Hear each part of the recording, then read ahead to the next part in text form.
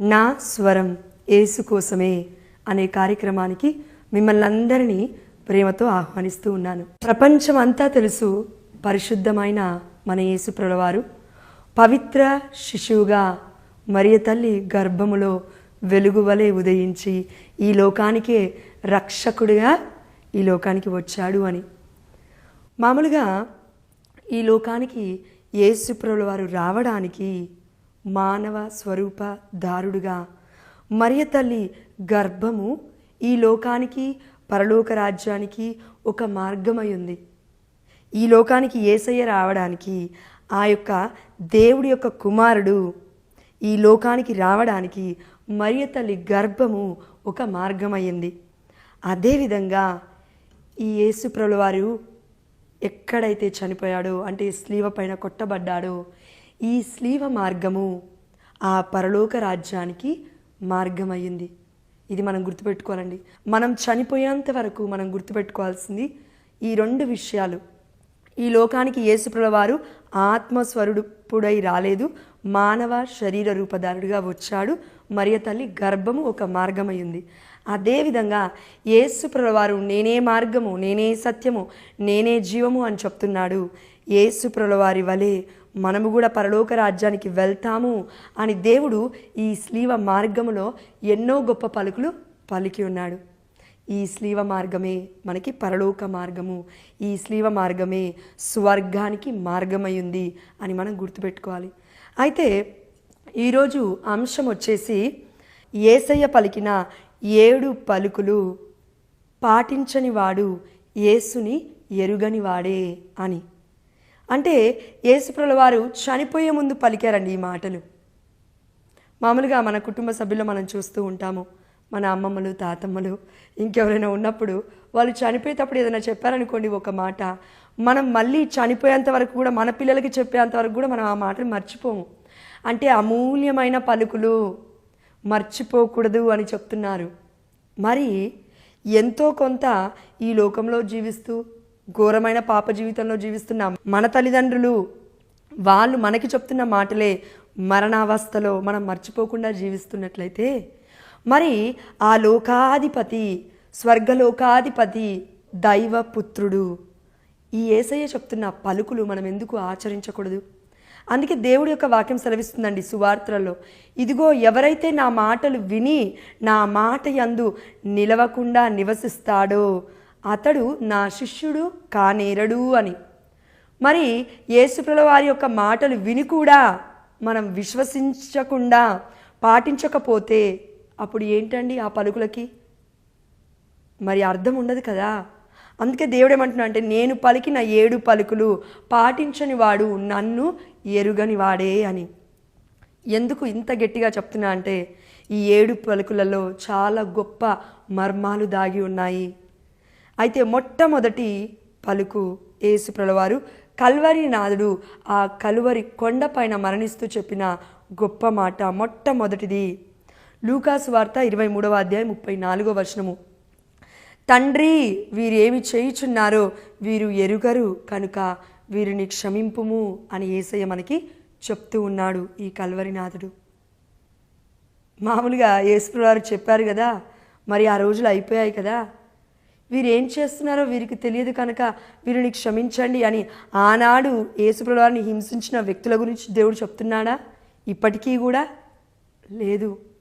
మనల్ని చూసి చెప్తున్నాడు దేవుడు, ఇదిగో అయ్యా నా బిడ్డలు తెలుసు, వాక్యం పాటించాలని తెలుసు, వాక్యం వినాలని తెలుసు, దివ్యబలి పూజకి వెళ్ళాలని తెలుసు, నా మాటలు వినడమే అని కాకుండా ఆత్మవంచన చేసుకోకుండా విన్నదాన్ని పాటించాలని కూడా తెలుసు. అయినప్పటికీ నా బిడ్డలు తప్పిపోతున్నారయ్యా, పాటించకుండా ఉన్నారు తండ్రి, వీరేం చేస్తున్నారో ఒక్కొక్కసారి వీరికి తెలియట్లేదు తండ్రి, సాతాను ప్రభావముచే పీడింపబడుతున్నారయ్యా, గర్జించు సింహం వలె తిరుగుతున్న ఈ లోకంలో ఏలుతున్న ఈ లోకాధిపతికి వారు బానిసలైపోతున్నారు తండ్రి అని బాధపడుతూ ఈ యొక్క మన యేసయ్య రక్షకుడు పరలోక తండ్రిని మొరపెడుతున్నాడు విజ్ఞాపనకర్తై. అందుకే హేబేలు రక్తము ఆది కాండములో మొరపెట్టింది. ఇప్పటికీ కూడా యేసయ్య రక్తము ఏదైతే చిందబడిందో ఈ లోకంలో మొరపెడుతూనే ఉంది మనల్ని మన్నించమని. అదేవిధంగా ఈ పాప క్షమాపణ కేవలం మన దగ్గరే ఆగిపోవట్లేదండి.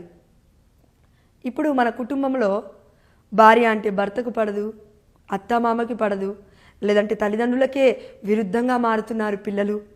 ఇలాంటి కుటుంబ వ్యవస్థను చూసి దేవుడు అంటున్నాడు, ఎందుకంటే కుటుంబమే ఒక చిన్న సంఘం అండి. కుటుంబమే ఒక చిన్న సంఘం. దాని తర్వాత ఊరు, అనేక కుటుంబాలు కలిస్తేనే ఊరు, ఒక గ్రామము, ఆ గ్రామాలు కలిస్తేనే ఒక టౌన్ అవుతుంది. అదేవిధంగా ఎన్నో టౌన్లు కలిస్తేనే ఇదిగో అది ఒక జిల్లా అవుతుంది. దాని తర్వాత ఎన్నో జిల్లాలు కలిస్తేనే రాష్ట్రం అవుతుంది. ఎన్నో రాష్ట్రాలు కలిస్తేనే ఇదిగో దేశం అవుతుంది. దేశాలు కలిస్తేనే ప్రపంచం అవుతుంది. ఈ ప్రపంచానికే దేవుడు చెప్తున్న మాట ఏంటంటే, నీ కుటుంబము దగ్గర నుంచి నువ్వు మారాలి. అయితే మనము ఒక భార్యగా భర్తని క్షమిస్తున్నామా? భర్తగా భార్యని క్షమిస్తున్నావా? తల్లిదండ్రులుగా బిడ్డల్ని క్షమిస్తున్నారా? బిడ్డలు తల్లిదండ్రుల్ని మన్నిస్తున్నారా? వారు అసలు చెప్తున్నది వింటున్నారా? అందుకే అండి దేవుడు ఈ ప్రేమామయుడు, ప్రేమ స్వరూపుడు ఏమంటున్నాడంటే, ఇదిగో వీరేమి చేయుచున్నారో వీరు ఎరుగరు కనుక క్షమించయ్యా అని అడుగుతున్నాడు. క్షమించాలండి మనం. ఈ క్షమాపణ ఇక్కడే ఆగిపోలేదు. క్రీస్తు నాలో జీవిస్తున్నాడు అని పౌలు గారు అంటున్నారండి. క్రీస్తును ఇదిగో 2 కొరింథీ 2:17 అనుకుంటాను. క్రీస్తు నందు మనము ఉన్న ఎడల మనము నూతన సృష్టి అని. మరి మనం అందరం నూతన సృష్టిగా మారాలి. కల్వరి ఈ యొక్క బలి యాగము ద్వారా మనం 14 స్థలాలు కూడా ధ్యానిస్తూ ఉన్నాము. మరి మనం మారాలి కదా, మారు మనస్సు పొందుకోవాలి కదా. మనము మన జీవితాన్ని ఎదుటివారికి భారంగా మార్చుకోకుండా మనము వారిని భరిస్తూ మన యేసుప్రభుల వారి వలె భరోసాని ఇవ్వాలి అని మన కల్వరినాథుడు చెప్తున్నాడు. కాబట్టి ఒక్క అంశం అండి, లూకా 23:34, తండ్రి వీరు ఏమి చేయుచున్నారో వీరికి తెలియదు. ఇదే ప్రార్థన మనదై ఉండాలి ఈ రోజు నుండి. నా భర్త ఏం చేస్తున్నాడో తెలిసి తెలియక చేశాడు, క్షమించు. నా కుటుంబ సభ్యులు ఏం చేశారో క్షమించయ్యా అని మనము ప్రార్థించగలగాలి. ఒక్కరున్నారా కుటుంబంలో? ప్రార్థించండి. ఒక్కరున్నా దేవుడు ఆ కుటుంబాన్ని నిలబెడతాడండి. ఇదిగో దేవుడి యొక్క వాక్యం సెలవిస్తుంది, నేను ఎత్తబడినప్పుడు ప్రతి ఒక్కరు కూడా ఈ ప్రపంచంలో ఉన్న బిడ్డలు నా వైపు చూస్తారు అని. ఎత్తబడినప్పుడు అంటే పరలోక రాజ్యానికి వెళ్తున్నప్పుడు కాదండి, స్లీవ మీద ఎత్తబడినప్పుడు. ఇదిగో క్రీస్తు శకము, క్రీస్తు పూర్వము. ప్రపంచం మొత్తం మాట్లాడుకుంటుంది క్రీస్తు పూర్వం గురించి, క్రీస్తు శకం గురించి. అంటే క్రీస్తు ఎత్తబడ్డాడు కాబట్టి అంతకు ముందు అంతకు తర్వాత అని మనం మాట్లాడుకుంటున్నాము. ఎత్తబడ్డప్పుడు అన్యులే చూస్తున్నారు, మనకేమైందండి? ఇదిగో చాలామంది మనలో అనుకుంటున్నాం మనం పుట్టు క్రైస్తవులము, కథోలికులము అని. పుట్టు క్రైస్తవం అనేది అండి, పుట్టు క్రైస్తవం అన్నీ కాదు. దేవుడిలో మనం పుట్టగలగాలి. స్లీవ దగ్గర మనం మరణించగలగాలి. స్లీవని చూస్తూ మన పాపము కూడా చచ్చిపోవాలి. మనము నూతన సృష్టిగా ఏర్పడబడాలి అని దేవుడు కోరుకుంటున్నాడు. కాబట్టి ఈ మొదటి అంశంలో ఒకటి, అయ్యా వీరేమి చేయుచున్నారో వీరికి తెలియదు కనుక వీరిని క్షమించు. మొట్టమొదటి అంశము, మనం మన కుటుంబ సభ్యులనే కాదు మన శత్రువుని కూడా క్షమించాలి. వారు మనల్ని శత్రులుగా చూస్తున్నారేమో వారిని కూడా మనం క్షమించాలి, వారి కోసం ప్రార్థన చేయాలి. ఇది మొట్టమొదటిగా దేవుడు ప్రార్థన చేశాడు స్లీవ పైన, వీరిని క్షమించయ్యా అని. రెండవదిగా లూకాసు వార్త 23వ అధ్యాయం 43వ వచనము, నేడే నీవు నాతో కూడా పరలోకమున ఉందువు అని మంచి దొంగవాడితో యేసయ్య చెప్తున్నాడు ఈ మాట. యేసుప్రభుల వారు చనిపోతున్న ఇంకొక వ్యక్తికి కూడా భరోసాగానే మారుతున్నారు. అదేవిధంగా నిరీక్షణ ఇస్తున్నాడు. చనిపోతున్న ఆ మంచి దొంగవాడికి నువ్వు పరలోకంలో ఉంటావు నాతో పాటు అని. ఈ నిరీక్షణ అండి దేవుడు మనకిస్తుంది. ఇదిగో ఇన్ని సంవత్సరాల నుంచి మనం ఈ యొక్క భూలోకంలో బ్రతుకుతూ ఉన్నాము. అయితే దేవుడు ఏమంటున్నాడంటే, నీ నిరీక్షణ నాలో ఉండాలి. ఈ కల్వరిలో అండి మనకి నిరీక్షణ, ఎత్తబడిన యేసులో అండి మనకి నిరీక్షణ. ఈ లోకంలో ఇంకొకరిని చూసి మనం బ్రతకాలి అనుకుంటే మనం చనిపోతామండి. ఒకవేళ భర్త భార్య పైన ఆధారపడుతుంటే, ఒకవేళ కుటుంబ సభ్యులు భర్తో లేకపోతే వారి యొక్క సభ్యులు ఎవరైనా చనిపోతే ఏంటి పరిస్థితి? నిరీక్షణ కోల్పోతావు. వామ్మో ఇంకా నాకు నిరీక్షణ లేదు ఈ జీవితంలో అని భయపడిపోతాం, బెంబెలెత్తిపోతాం.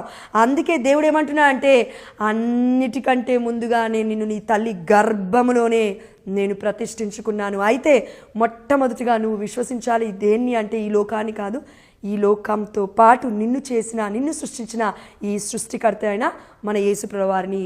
కాబట్టి దేవుడు ఏమంటున్నా అంటే, ఇదిగో నీవు నాతో ఈ రోజున పరదేశంలో ఉంటావు. ఇదిగో దేవుడు మంచి దొంగవాడితో ఈ మాట పలుకుతున్నాడు. ఒక్క మాట, మంచి దొంగవాడికి చెడు దొంగవాడికి ఉన్న వ్యత్యాసం ఏంటంటే, మంచి దొంగవాడు చనిపోతున్న సమయంలో యేసయ్యని విశ్వసించాడు. ఈ లోకాధిపతి నా తండ్రే, ఈ రక్షకుని నేను నమ్ముకుంటే తప్పకుండా పరలోక రాజ్యము తథ్యము అని విశ్వసించాడు ఆఖరి గడియలో, చనిపోతున్న క్షణాలలో. అదేవిధంగా మనమును యేసుప్రభువు వారిని విశ్వసించగలగాలి, నిరీక్షణ ఉంచగలగాలి. మంచి దొంగవాడి వలె మనమును మారాలి. అక్కడ దొంగవాడైనప్పటికీ పరలోక రాజ్యం చేరుకున్నాడు. మనము కూడా ఈ లోకంలో ఎన్నో దొంగతనాలు, ఒకరి పేరుని మనం దొంగతనం చేస్తాము, జాబ్ని దొంగతనం చేస్తాము, బిజినెస్లో బిజినెస్లు చేస్తాము. ఇదిగో షార్ట్ కట్ వేస్గా, అంటే అతి తక్కువ సమయంలో నేను పైకి వెళ్ళిపోవాలి, రిచ్గా మారాలి, ధనికుడిగా మారిపోవాలని ఎన్నో ప్రయత్నాలు మనం చేస్తాము. అవన్నీ కూడా దేవుడు చూస్తున్నాడు. అయితే దొంగవాడి వలె ఉంటావా, మంచి దొంగవాడి వలె మారిపోతావా, ఈరోజు నిర్ణయించుకో అని దేవుడు చెప్తున్నాడు.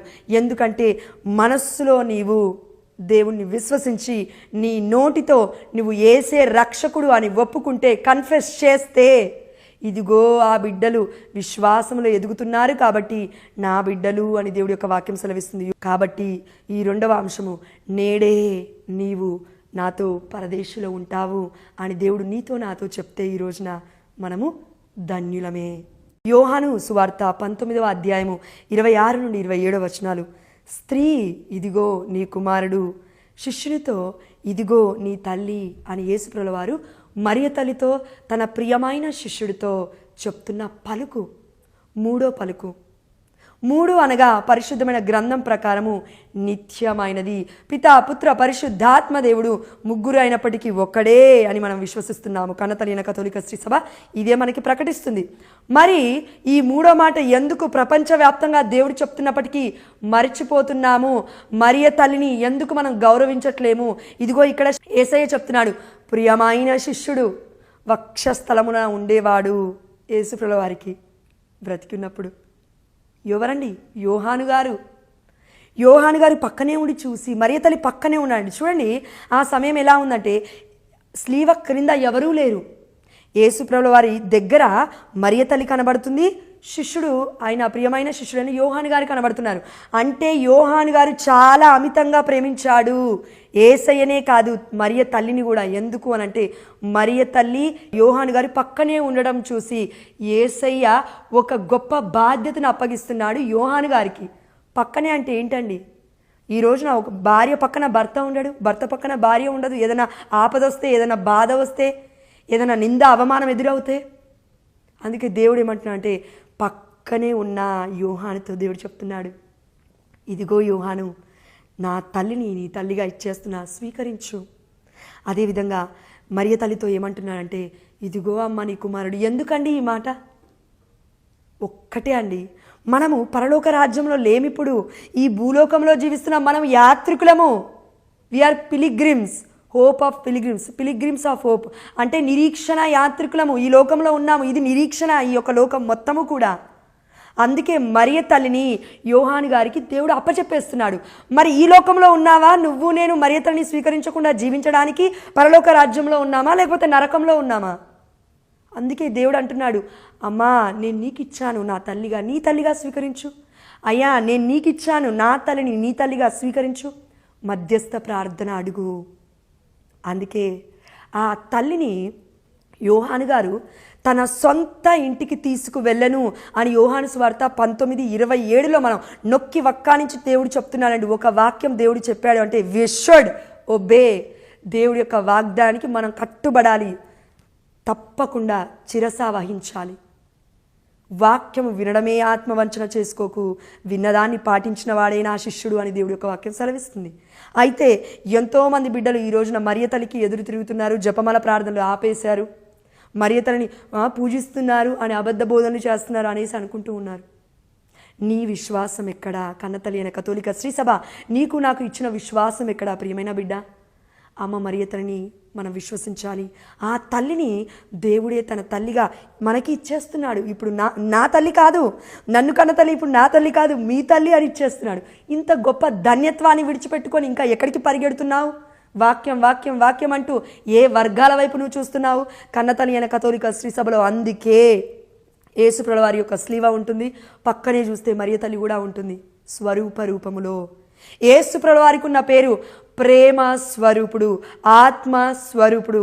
మరి మన కళ్ళ ముందున్న స్వరూపాలు మనతో మాట్లాడట్లేవా? ఈ రోజున ఎన్నో ప్లేసెస్లో యేసుప్రభుల వారు కన్నీరు కారుస్తున్నట్టుగా, మరియ తల్లి స్వరూపము కన్నీరు కారుస్తున్నట్టుగా, రక్త కన్నీరు కారుస్తున్నట్లుగా ఎన్నో విషయాలు మనం ప్రపంచవ్యాప్తంగా మన కళ్ళ ముందు జరుగుతుంటే గుడ్డివాళ్ళం అయిపోతున్నాము. ఆధ్యాత్మికమైన అంధత్వంలో మనం ఉన్నాము. గుడ్డివాళ్ళ నయమండి. అయ్యో నేను చూస్తే అన్న కనీసం ఆ స్వరూపాన్ని చూసి నేను స్వస్థత పొందుకునేవాడిని కదా అని అనుకునేవారేమో.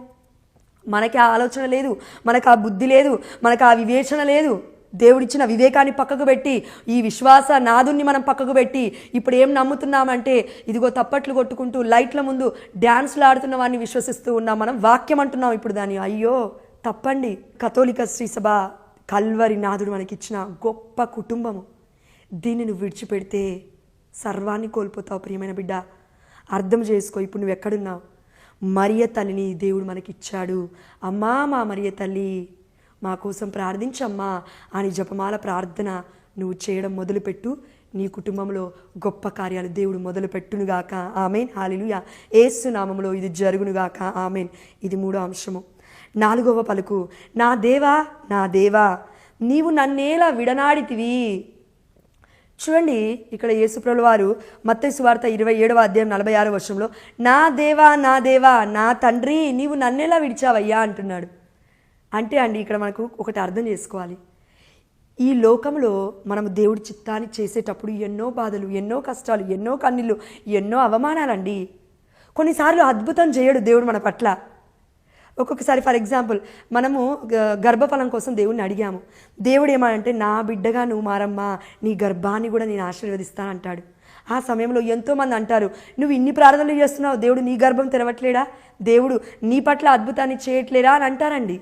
కానీ ఒక్కటే ఆన్సర్, దేవా నా చేయి ఏలా విడిచిటివయ్యా అని ఆ సమయంలో నువ్వు నేను ప్రార్థిస్తాము. ఈ లోకాన్ని చూసి, ఈ లోకము అశాశ్వతమైనది, కల్వరినాథుడు శాశ్వతుడు. అందుకే ఒక్కొక్కసారి దేవుని మనం ఎలా అంటామంటే ప్రశ్నిస్తాము, అయ్యా నా చేయి విడిచిపెట్టేశావా నువ్వు, ఎందుకయ్యా అద్భుతం చేయట్లేవు? అద్భుతాలపైన ఆధారపడువాడు అన్యుడు, దేవుడి పైన ఆధారపడువాడు ధన్యుడు. ప్రియమైన బిడ్డ, ఇది మనం గుర్తుపెట్టుకోవాలి. అద్భుతాల కోసం పరిగెట్టినన్ని రోజులు అద్భుతాలు చేశామనుకోండి, కొంతమంది వ్యక్తులు మన జీవితంలోకి వచ్చి దేవుడి నామములో మళ్ళీ వాళ్ళపైన ఆధారపడతావు, మళ్ళీ వాళ్ళ దగ్గరికి వెళ్తావు. ఒకవేళ ఈ ప్రపంచం మొత్తము గతించిపోయి నువ్వు నేనే ఉన్నామనుకోండి, అప్పుడు యేసయ్య పైన ఆధారపడతావా, గతించిపోయిన వారిపైన ఆధారపడతావా? ఇర్మియా గ్రంథము 15:7, ఇదిగో దేవుణ్ణి విడనాడి మానవ మాతృడిపై ఆధారపడువాడు శాపగ్రస్తుడు, దేవుడిపై ఆధారపడువాడు ధన్యుడు. ఇంతకన్నా గొప్ప వాక్యం ఇంకేం కావాలి? అయితే ఆ సమయం ఏంటంటే యేసుప్రభుల వారు దేవుడి చిత్తాన్ని చేస్తున్నాడు. అయితే ఇది నా చిత్తమయ్యా, ఇంకా నువ్వు అనుభవించు, చెయ్యాలి, నువ్వు తప్పదు. ఇది మరణ వేదన, బాధ, వర్ణనాతీతం, చెప్పలేనిది. కానీ ఇప్పుడు నువ్వు దీన్ని అనుభవించాలి అని దేవుడే ఈ కుమారుడి యొక్క చెయ్యి విడిచిపెట్టేసినట్లుగా అనిపిస్తూ ఉంది. అంటే అండి ఆ భారము ఎంత ఘోరమైనదంటే 5546 కంటే లోతైన గాయాలు, వీపు మొత్తం దున్నబడింది, రక్తము 6.5 లీటర్లు వెళ్ళిపోతుంది. మనకు ఒక చిన్న గుండు పిన్ను కుచ్చుకుంటేనే అబ్బా నా పని అయిపోయిందంటాం, శరీరం మొత్తం బాధే, చిన్న గుండు పిన్ను. అలాంటిది ఆ యొక్క యేసయ్య శరీరం మొత్తము దున్నబడిందండి పొలములాగా.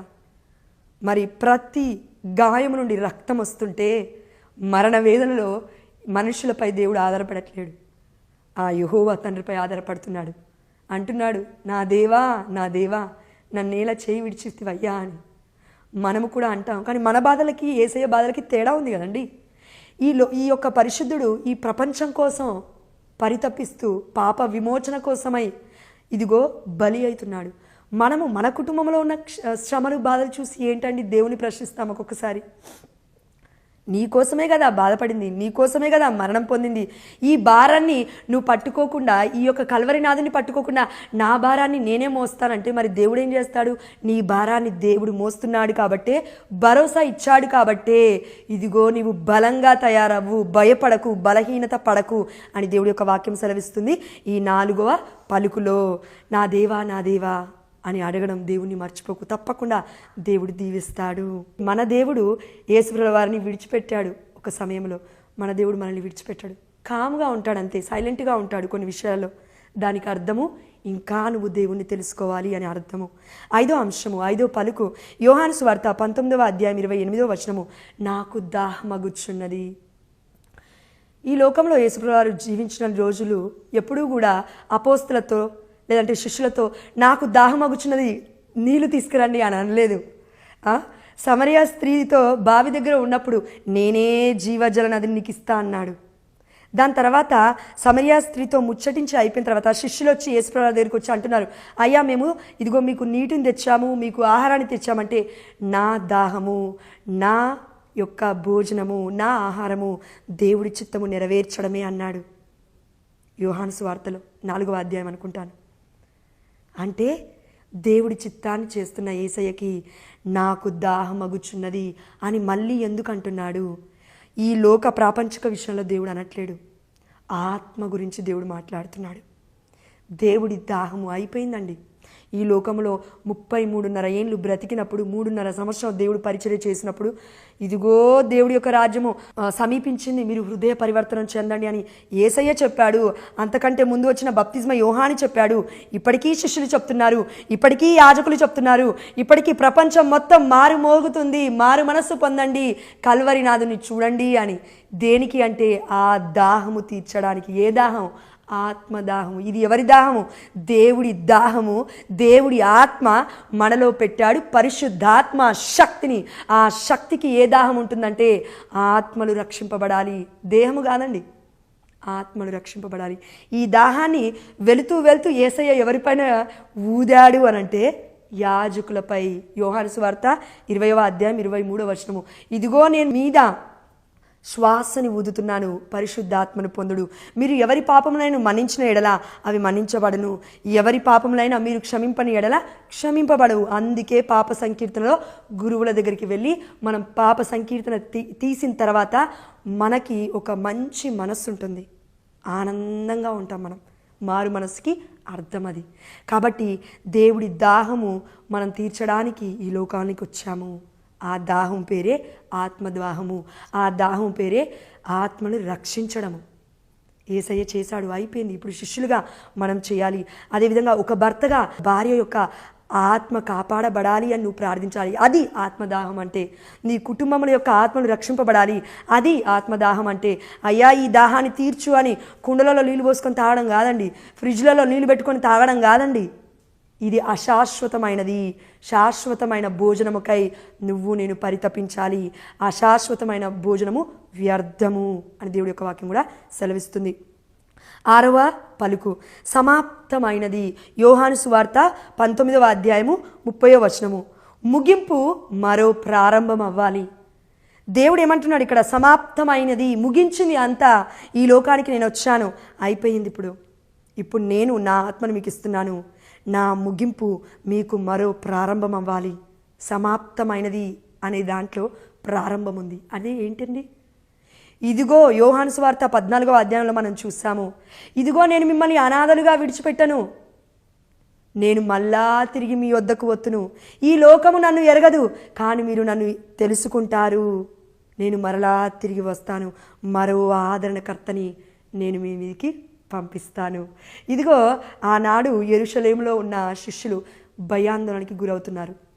దేవుడు ఒకటే మాట అన్నాడు, మీరు అక్కడే ఉండండి, మీరు తండ్రి నుండి ఆత్మను పొందుకునేంత వరకు బయటికి వెళ్ళొద్దు, యెరూషలేము దాటొద్దు అన్నాడు. ఎందుకండి? సమాప్తం అవ్వకుండా ఉండడానికి మనల్ని ఎవరైనా చంపకుండా ఉండడానికి పరిశుద్ధాత్మ శక్తితో దేవుడు మనల్ని నడిపిస్తాడు. అప్పుడు మనల్ని చూసేవారికి కూడా భయం వేస్తుంది. ఆత్మతో నడిపింపబడుతున్నాం కదా, అగ్ని చేత నడిపింపబడుతున్నాము కదా, మనల్ని ముట్టుకోవడానికి కూడా భయపడుతుంది సాతాను. దుష్టుడు మనుషుల ద్వారానే కదండి దుష్టుడు వచ్చేది. ఎస్, కాబట్టి దేవుడు ఏమంటున్నా అంటే, సమాప్తమైనది, నా జీవితం సమాప్తమైందేమో కానీ నేను మీకు ఇచ్చిన ఆత్మ సమాప్తం అవ్వదు ఎప్పటికీ కూడా. భూ దిగంతముల వరకు మీరు నాకు సాక్షులై ఉంటారు అని దేవుడి యొక్క వాక్యం సెలవిస్తుంది. కాబట్టి ఒకవేళ నువ్వు నేను దేవుడి పరిచర్య మొదలు పెట్టుంటే, ప్రారంభాన్ని ఎవరైనా చేస్తారు, మొదలు పెట్టడం ఎవరైనా చేస్తారు, కానీ ఆ యొక్క ప్రారంభించిన ఆ యొక్క పరిచర్య అయినా ఇంకా ఏ యొక్క పని అయినా దేవుడిలో దాన్ని ముగించాలి. మొదలుపెట్టిన వాళ్ళు ముగించాలి. అంటే ముగింపు ఎప్పుడండి అయ్యేది? ఫర్ ఎగ్జాంపుల్ ఇప్పుడు నేనున్నాను, ముత్తంగి చర్చికి వెళ్ళాలనుకోండి. నేను ఇక్కడ నా ఇంటి దగ్గర స్టార్ట్ అవ్వాలి. ముత్తంగి చర్చికి వెళ్ళే దగ్గరికి డెస్టినేషన్ వచ్చేసింది, అయిపోయింది. అక్కడ ఆగిపోయి నేను చర్చి లోపలికి వెళ్ళి వాక్యాన్ని వింటున్నాను, యాజకులు చెప్తున్న వాక్యం. అక్కడే ఆగిపోయింది నా డెస్టినేషను. ఈ యొక్క కేవలం ఆ 1-2 గంటల ప్రయాణం. కానీ పిలిగ్రిమ్స్ ఆఫ్ హోప్, నిరీక్షణ యాత్రికులుగా నా నిరీక్షణ దేవుడిలో ఎప్పుడు ఆగాలి అంటే, దేవుని చేరుకునేంత వరకు ఆగకూడదు ప్రియమైన బిడ్డ. అందుకే మొదలుపెట్టిన ఈ యొక్క జీవితాన్ని ముగించాలి అంటే దేవుడి దగ్గర మాత్రమే అది ముగియాలి, ఇంకెక్కడా కూడా ఆగకూడదు. అంటే ఆత్మ గురించి దేవుడు చెప్తున్నాడు. మన ఆత్మ నశించదు. దేవుడే ఒక మాట అన్నాడండి ఇక్కడ సువార్తలలో, నాకు వాక్యం ఎగ్జాక్ట్గా గుర్తులేదు. అదేంటంటే, నీ శరీరాన్ని కాదు, నీ ఆత్మతో పాటు నీ శరీరాన్ని ధ్వంసము చేసేవారికి నువ్వు భయపడాలి, బాధపడాలి. నీ శరీరాన్ని చూసి ఎందుకు భయపడుతున్నావు? అందుకే కన్నతల్లిన కథోలిక శ్రీ సభలో ఇప్పటికీ 10,000 మంది కంటే ఎక్కువగా పునీతులు ఉన్నారు అని చరిత్ర చెప్తుంది. వాళ్ళందరూ కూడా దేవుడి చిత్తం చేసిన వారే అని మనం గుర్తుపెట్టుకోవాలి.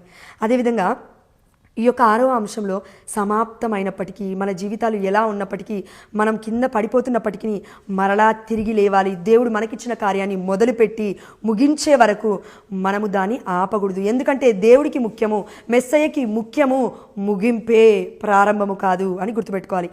7వ పలుకు, లూకాసు వార్త 23వ అధ్యాయము 46వ వచనము.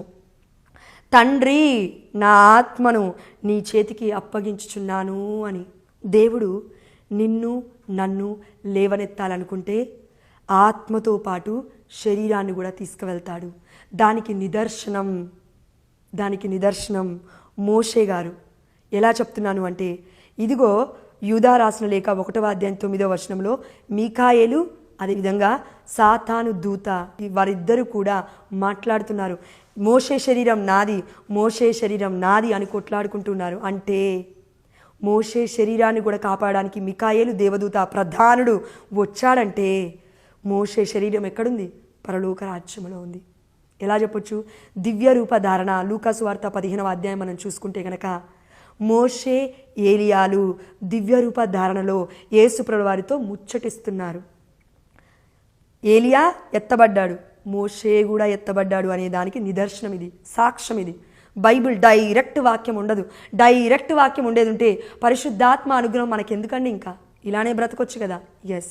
అదేవిధంగా మరణించకముందే మరియ తల్లి మరణం గురించి మరియ తల్లికి తెలుసు.